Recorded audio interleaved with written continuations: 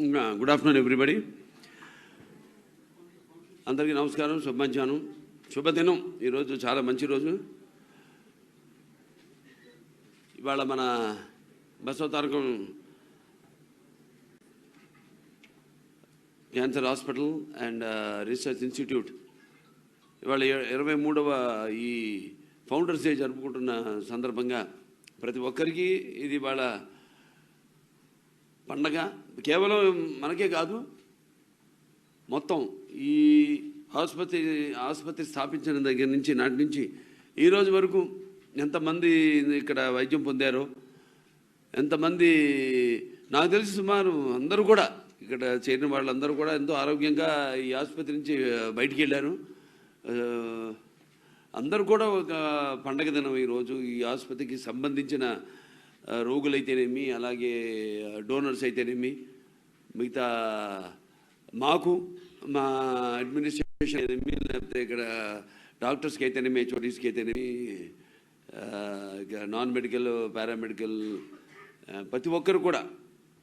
So ముందుగా అందరికీ ముఖ్యంగా ఈరోజు ఈ కార్యక్రమానికి ముఖ్య అతిథులుగా విచ్చేసిన పద్మభూషణ్ పివి సింధు గారికి, అలాగే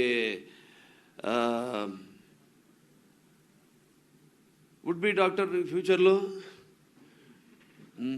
శ్రీలీల గారికి, అలాగే ప్రణవి చంద్ర గారికి, అందరికీ మా అందరి ఆసుపత్రి తరఫున మా ఆహ్వానం పలుకుతున్నాం. మా టోటల్ మా బోర్డు తరఫున, అలాగే మా టోటల్ అందరూ doctors, non doctors, paramedical and అందరి తరఫున, ప్రతి ఒక్కరి తరఫున మా ఆహ్వానం పలుకుతూ, నాకు ఒకటే ఇన్స్పిరేషన్ ఏంటంటే, ఒకటి ఈ భూమి మీద అందరూ పడతారు గెడతారు, కానీ అందరూ మహానుభావులు కాలేరు. అక్కడి నుంచి మొదలు పెట్టాలి. ఈ బీజం నుంచి, అంకురం నుంచి ఒక మనిషి మహోన్నత విద్యాపథంలోకి నడవాలంటే, అత్యున్నత శిఖరాలకు ఎదగాలంటే సంకల్పం కావాలి, అకుంఠిత దీక్ష పోనాలి, నీ దారిలో నువ్వు నడవాలి. అది నందమూరి తారక రామారావు గారి యొక్క జీవిత సారాంశం. అంటే మహా అనుభవాలను, మహోత్తర భావాలను, అలాగే మహత్తర ఈ యొక్క ఏవైతే మనం అనుకుంటామో వాటిలన్నింటినీ రూపుదాల్చడానికి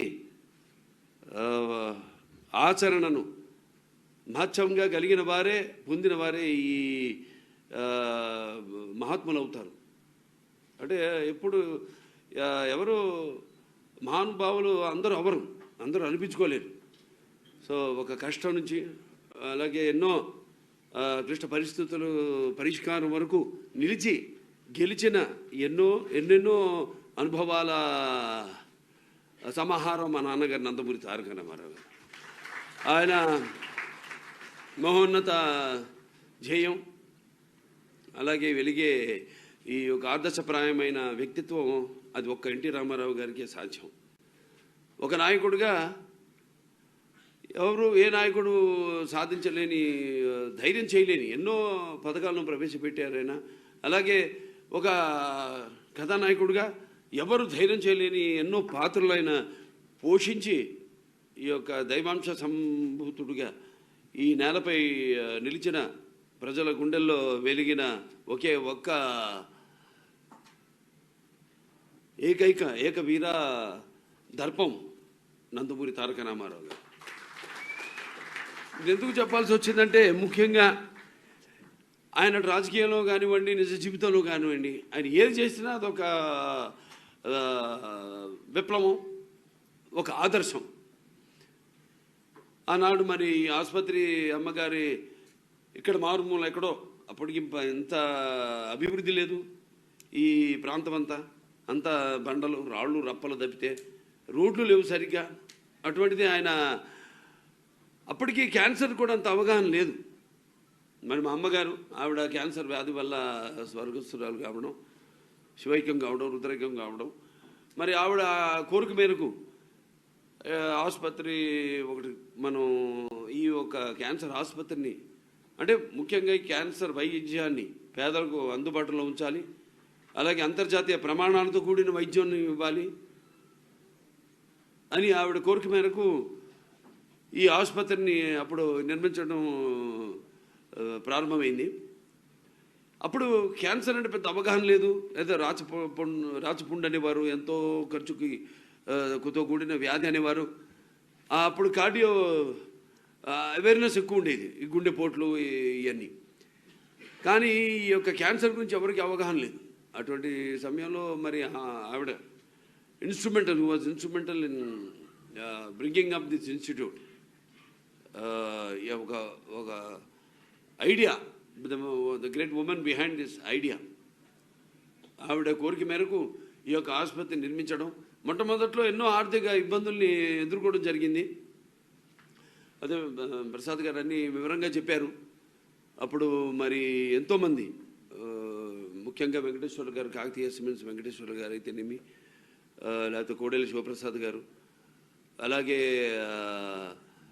మన డాక్టర్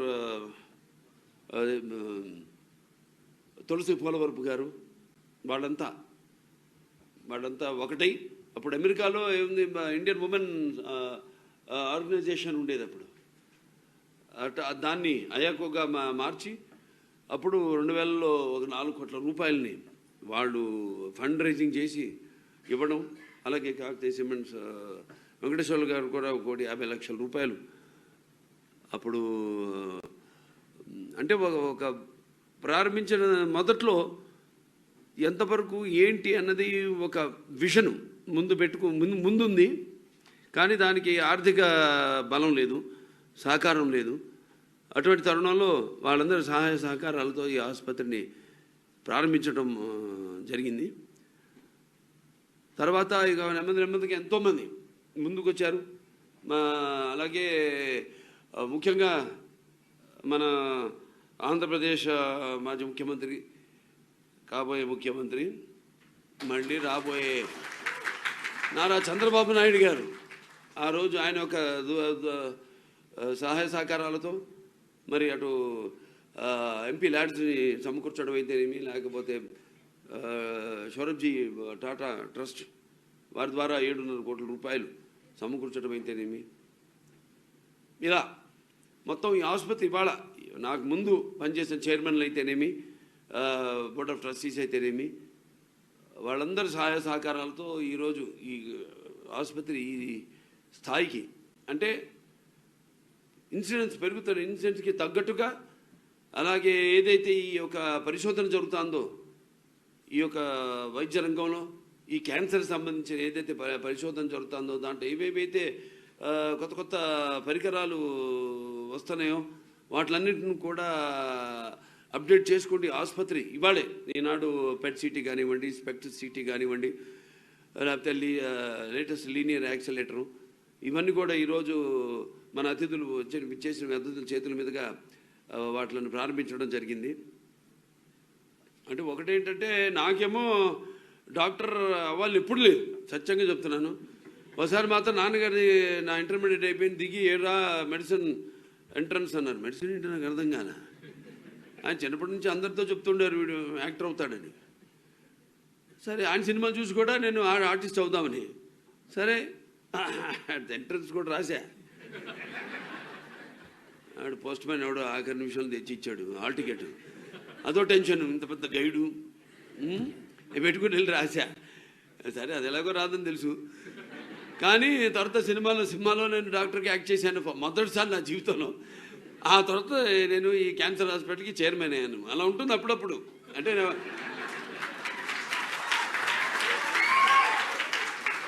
దాన్నే మనం ఈ అప్పుడప్పుడు ఈ పాలపొంత అంటాం, మన దాని ఒక